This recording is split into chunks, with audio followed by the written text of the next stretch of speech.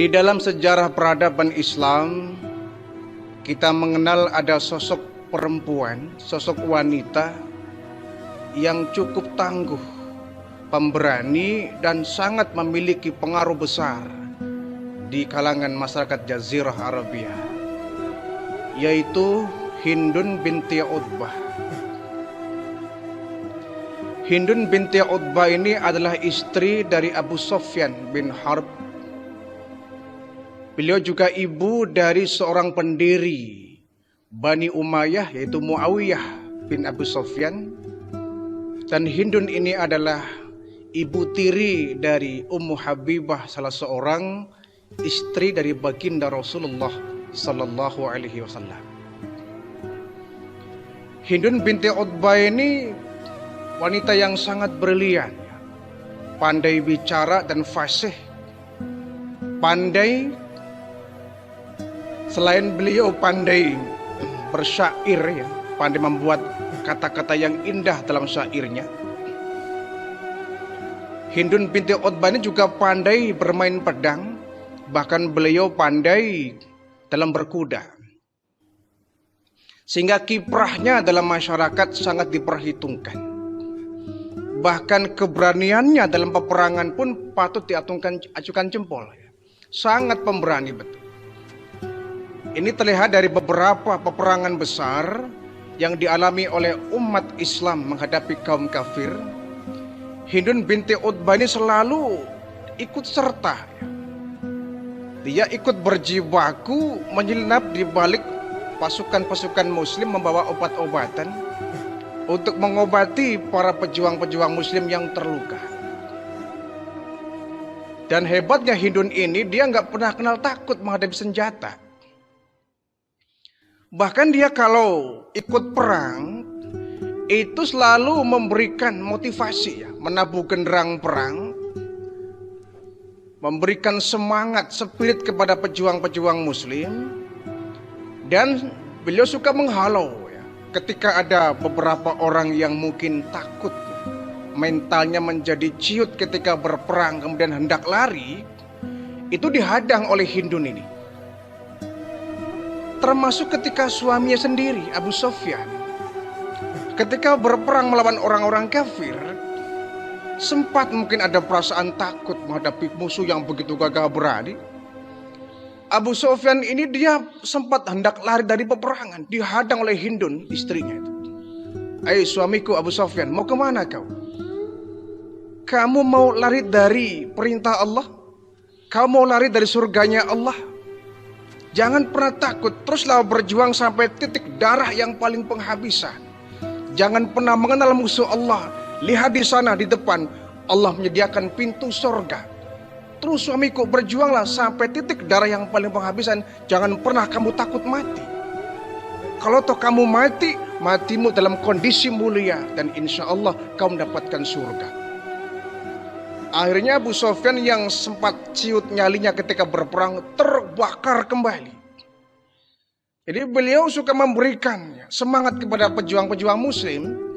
Ketika hendak berperang kemudian ada perasaan takut manusiawi. Manusiawi ketika berperang ada perasaan takut, ini manusiawi. Orang takut mati juga manusiawi. Cuma nih Hindun ini memberikan motivasi. Pasukan muslim, jangan pernah takut kau. Kau lari tidak akan mendapatkan surga. Sementara kalau kau maju ke depan menumpas musuh-musuh Allah, di depan sana ada surga yang Allah sediakan untuk kamu, orang-orang yang bersabar. Teruslah berjuang walaupun nyawa kamu tumbang dalam peperangan ini. Di perang Yarmuk misalkan ini Hindun binti Utbah luar biasa. Wanita, perempuan, cuma dia selalu ikut serta itu. Walaupun gak langsung memegang senjata, tapi dia selalu menyelinap di balik pasukan-pasukan, memberikan obat-obatan, mengobati pejuang yang terluka. Dan dia juga menabuh genderang perang, memberikan semangat kepada pejuang-pejuang muslim. Sehingga namanya begitu harum.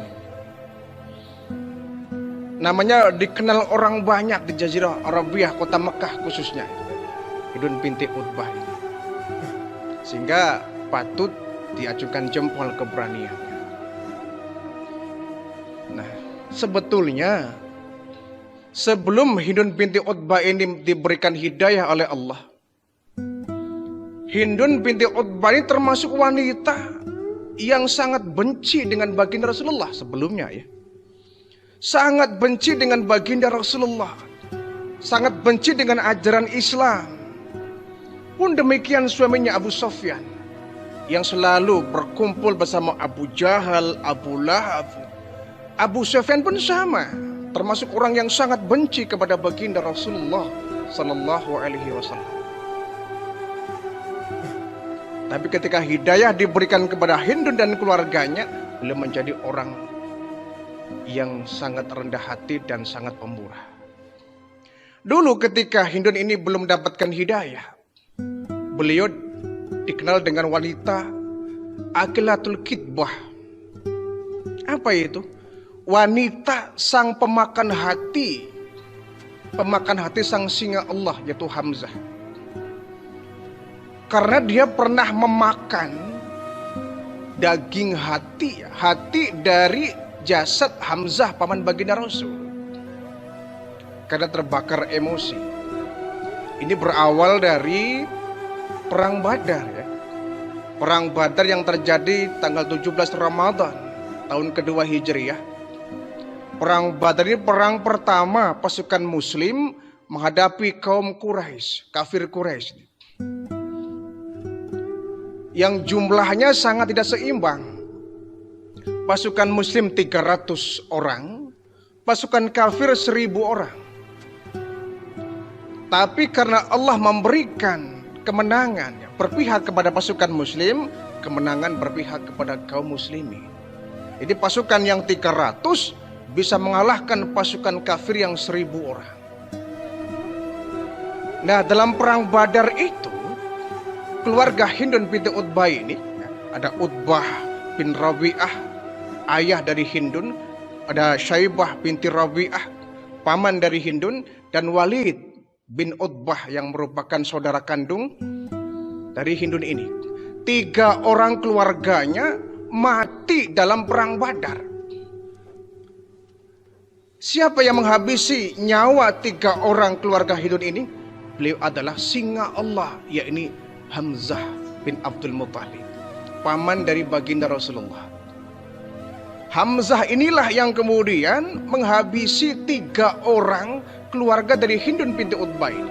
Bapaknya, pamannya, adiknya. Namanya orang perang gak kenal siapa pun, kalau dia musuh ya babat terus. Nah, ketika Hindun ini mendengar dan melihat bahwa Hamzah, paman baginda Rasulullah ini sudah menghabisi 3 keluarganya, ini Hindun ini sangat terbakar emosi, marah luar biasa. Hamzah, biadab kau. Ya, kalau bahasa kitanya, aku akan membalas dendam atas kematian bapakku, pamanku, adikku. Tunggu Hamzah, aku pasti akan menumbangkan, akan membunuh kamu dalam perang yang berikutnya. Ini Hindun merasa terbakar dendam kesumat, emosi luar biasa. Karena Sayyidina Hamzah sudah membunuh dalam peperangan ya 3 orang keluarga dari Hindun binti Utbah ini. Dan memang benar ya, ketika pasukan kafir ini kalah di perang Badar, mereka merasa dihina betul ini. Masa kita pasukan yang 1000 kalah dengan yang 300? Kita tantang lagi umat muslim ya.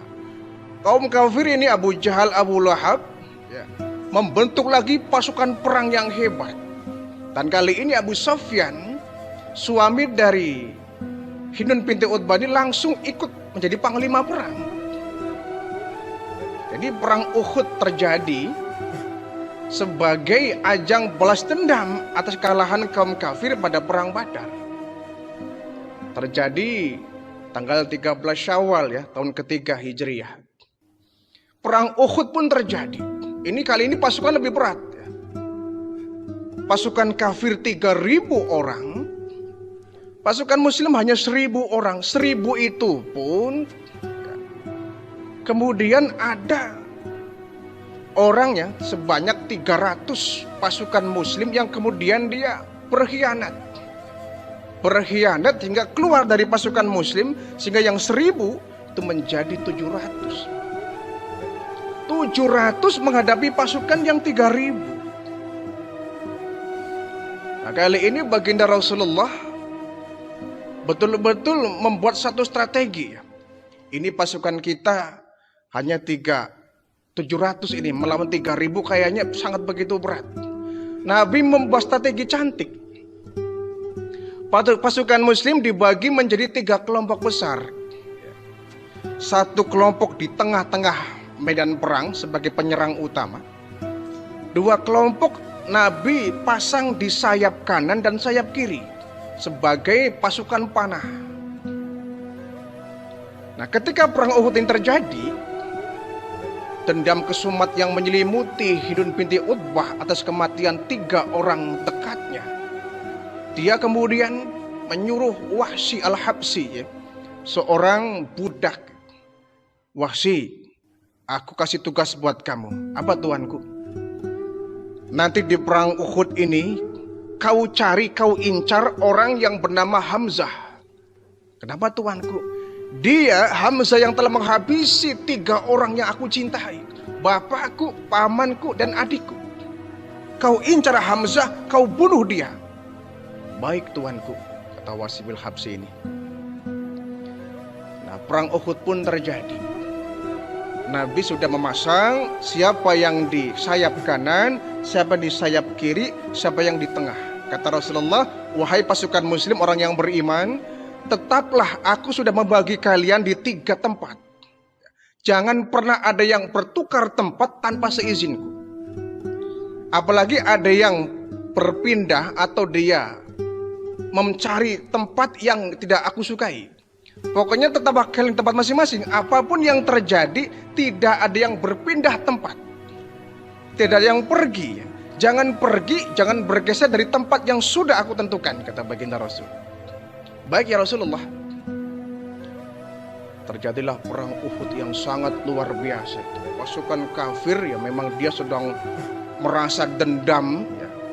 Seperti orang yang kesetanan yang menghadapi pasukan muslim, begitu hebat luar biasa. Pun demikian, Rasulullah membakar semangat pasukan muslim yang jumlahnya jauh tidak seimbang dengan pasukan kafir. Nah, sebetulnya ketika perang Uhud ini, pasukan muslim sudah hampir sukses berhasil memukul mundur pasukan kafir ya. Pasukan kafir tunggang langgang ini. Allah memberikan kekuatan yang luar biasa kepada pasukan muslim. Yang 3000 bisa dipukul mundur oleh pasukan muslim. Mereka tunggang langgang. Pasukan kafir kalah, mereka ketakutan melihat keganasan pasukan muslim. Hanya saja di sini ada musibah ya. Ada musibah. Ada beberapa pasukan muslim yang diuji oleh Allah tapi dia nggak sanggup menghadapi ujian itu. Yaitu ketika pasukan kafirin dipukul mundur, mereka lari dan meninggalkan, ya mungkin ini strategi juga ya, meninggalkan ghanimah. Pasukan kafir ini lari meninggalkan ghanimah, meninggalkan benda-benda mewah ya. Harta rampasan perang ditinggal di lapangan, di medan perang itu. Emas, intan, beria, barang-barang yang mewah lah ya. Mereka lari dengan meninggalkan barang-barang mewah. Ini juga merupakan strategi orang kafir, menipu orang pasukan muslim. Ketika lari, ini pasukan muslim yang ada di sayap ini melihat orang-orang kafir berlarian sambil meninggalkan ghanimah, barang-barang mewah, harta rampasan perang di tempat. Mereka tergiur. Mereka tergiur dan lupa akan peringatan dari baginda Rasulullah. Mereka berlari beramai-ramai di tengah lapangan, berebut ghanimah, berebut harta rampasan perang. Nabi kaget dan ini bahaya. Nabi langsung teriak, pasukan muslim tetap di tempat, jangan ada yang berpindah. Jangan pernah ada yang berpindah tempat tanpa seizinku. Cepat kembali. Cuma ini pasukan muslim saking asiknya berebut ghanimah, berebut harta yang mewah, alat rampasan perang ini. Nabi menyampaikan apapun gak didengar. Terus mereka asik, sibuk berebut ghanimah, harta rampasan perang. Mundur semua, mundur semua. Semua tempat di tempat, semua kembali ke tempat, tapi nggak ada yang menghiraukan. Akhirnya ketika pasukan muslim sedang berebut ghanimah ini, pasukan kafir melihat ke belakang. Ini orang-orang Islam, orang muslim sedang berebut ghanimah. Ini kesempatan emas ini, kesempatan baik. Akhirnya pasukan kafir yang sudah lari tunggang langgang menyerbu balik. Ya terang saja pasukan Islam yang sedang tidak siap dalam kondisi berebut ghanimah, berebut harta rampasan perang. Kan gak siap, diserbu dari belakang oleh pasukan kafir. Ya kocar kacir pasukan muslim ini. Ditumpas habis. Sehingga 70 orang syuhada meninggal dalam perang Uhud ini. Banyak yang terluka, banyak yang meninggal. Ya bagaimana orang sedang asik berebut ghanimah, berebut harta rampasan perang, nggak ada kesiapan, sedang ngelengah, diserbu, digerebek, dikepung, dibabat habis oleh pasukan kafir. Tunggang langgang umat Islam kocar kacir ketika itu, karena mereka tidak mengindahkan apa yang disampaikan oleh baginda Rasulullah.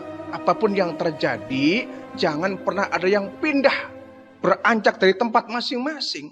Itu pesan baginda Nabi. Cuma mereka karena diuji oleh Allah, barangkali mereka nggak kuat ya melihat harta yang berlimpah ruah di tempat lapangan, tempat perang. Mereka berebut, akhirnya mereka dikeroyok, dikepung di segala penjuru, dibabat habis oleh pasukan muslim. Sehingga perang Uhud termasuk perang yang sangat menyedihkan. Karena disinilah umat muslim mengalami kekalahan. Banyak 70 sahabat yang meninggal dunia, Nabi pun berlumur darah. Sampai gigi beliau ada yang tanggal. Berlumur darah Rasulullah itu. Sahabat sebagian ada yang menghalangi Nabi, melindungi Nabi, sampai ada yang kena panah, ada yang kena tusuk dan lain sebagainya.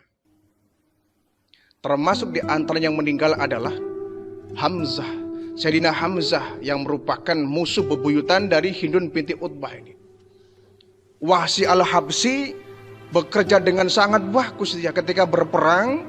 Dia mengincar Hamzah, langsung ditusuk dari belakang Hamzah ini, tumbanglah Sayyidina Hamzah ini.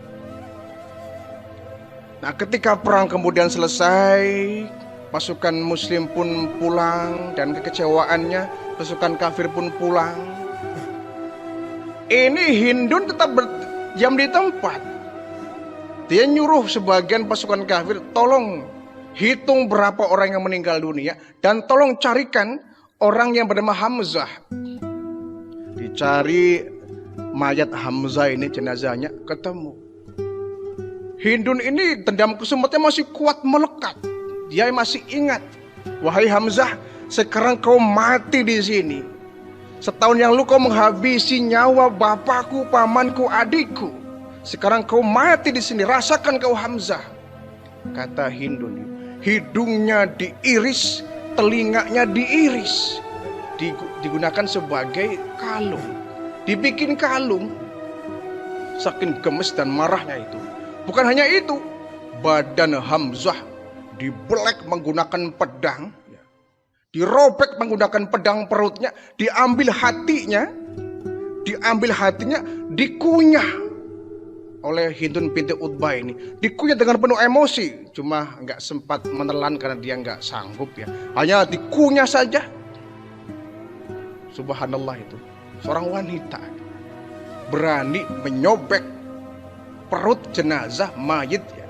Kemudian diambil hatinya, dimakan, dikunyah ya, nggak sempat ditelan tapi dikunyah.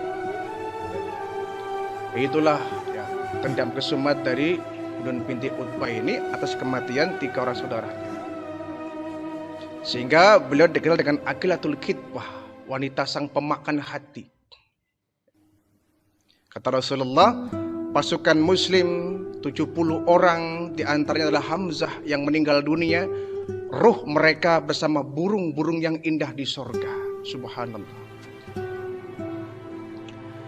Nah, selang kemudian ya, yaitu tahun ke-8 Hijriyah, kita mengenal ada peristiwa Fathum Makkah.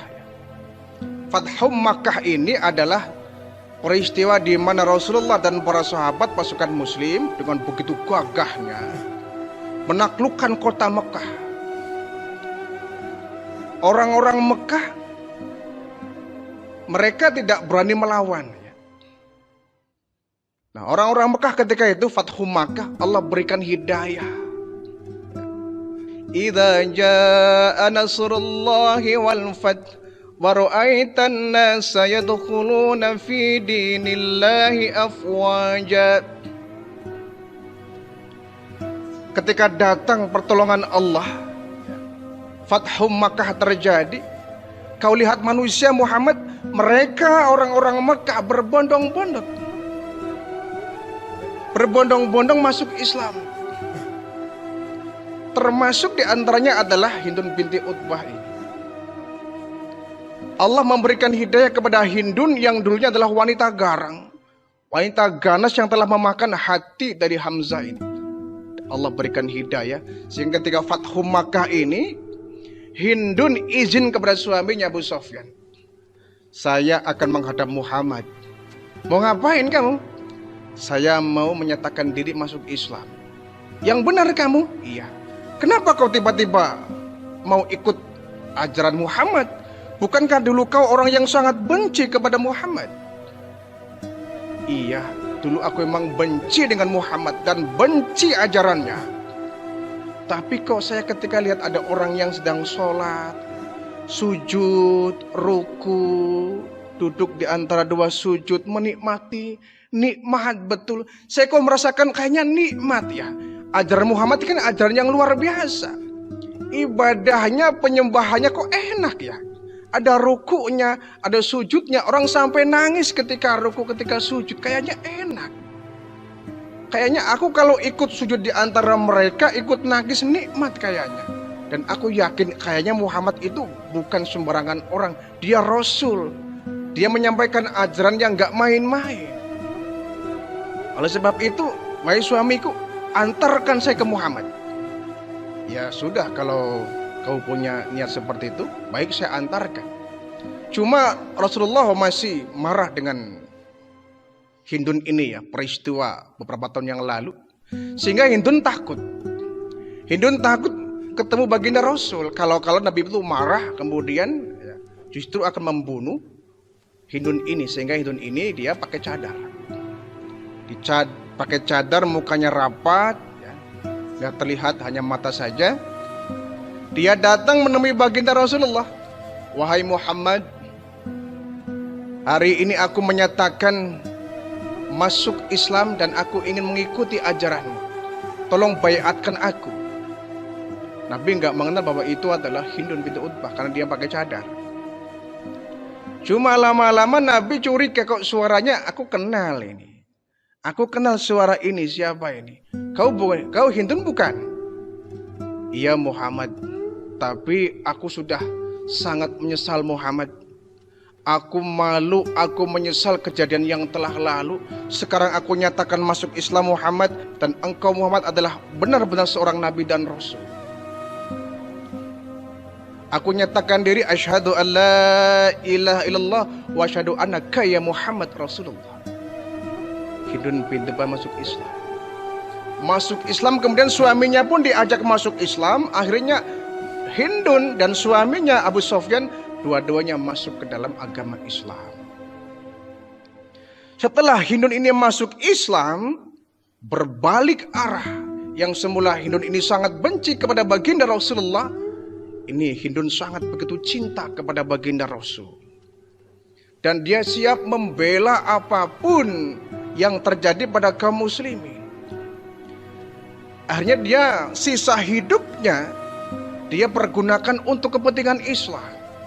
Dia ikut berjuang ketika perang antara muslim dengan kafir.